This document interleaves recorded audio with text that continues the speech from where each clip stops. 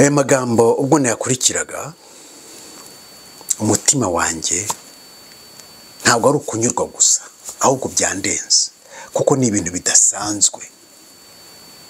bidasanzwe ku isi yose ku bakuru b'ibihugu. Uyu Neva afite umwihariko ku bakuru b'ibihugu.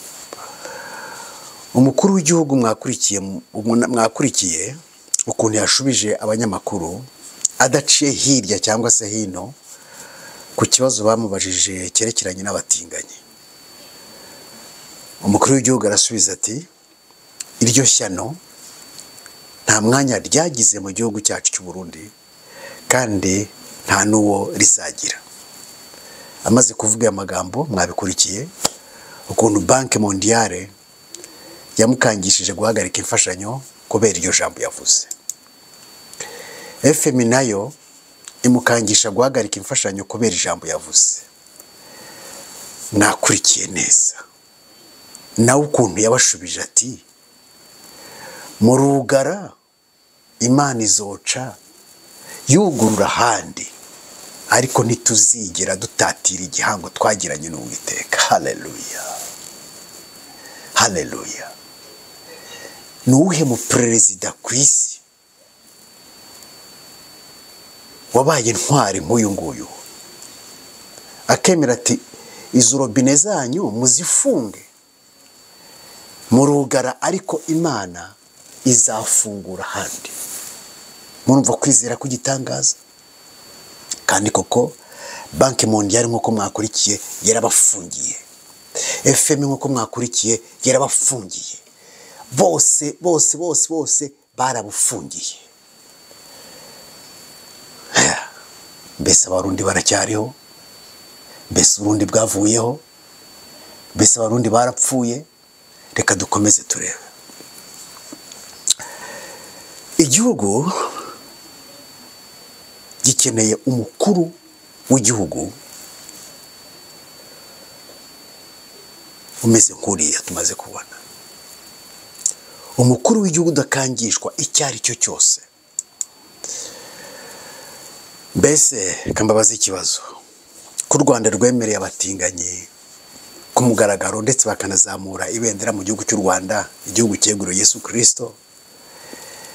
Iyo witegereje Burundi bwafungiwe imfashanyo, bwahagarikiwe imfashanyo, ukitegereza n'igihugu cy'u Rwanda gihabwa imfashanyo, usanga ni ikihe gihugu dusanga mu buzima bwiza kurusha ikindi? Mujyi Burundi murebe, mujye no mu Rwanda murebe, maze muze kuvuga muti igihugu kirusha ikindi muri ibi bibiri kugira ubuzima bwiza ku baturage niki? Abarundi bafite ubuzima bwiza cyane kurusha Abanyarwanda. Abanyarwanda bari gupfa bashize, inzara irabamaze.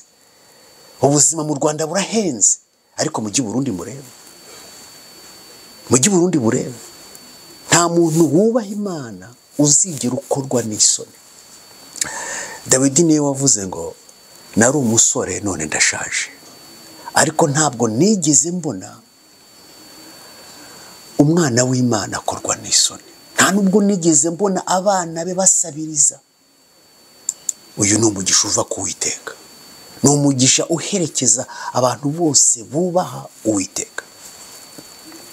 Abumvira Uwiteka bose aho bari hose kuri iyi si ntibazigera bakorwa n'isoni, ntibishoboka.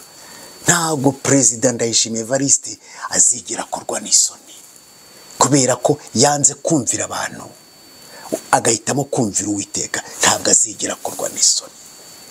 Imigisha y'abizera y'abana b'Imana ikomeza kuduherekeza aho turi hose. Uwiteka ahabwa icyubahiro. Perezida Neva rero kubwo icyemezo wafashe n'igisubizo wishyuye bagashaka buhake, uyu munsi nk'intumwa y'Uwiteka ngusabiye imigisha idasanzwe itabonwa n'ubonetse wese kuri wowe, umuryango wawe kandi n'igihugu cyawe. Icya mbere, uwo ari we wese uzatekereza kugukorera kudeta azafatwe kandi ahabwa igihembo gikwiriye abagome. Kabiri, igihugu cyose kizatekereza cyangwa se kizagerageza gusambura igihugu cy'u Burundi ku ngoma yawe, icyo gihugu aba aricyo kizasambuka. Gatatu, Uhoraho abera u Burundi igisubizo cy'ibibazo gifite byose mu izina rya Yesu Kristo. Amen.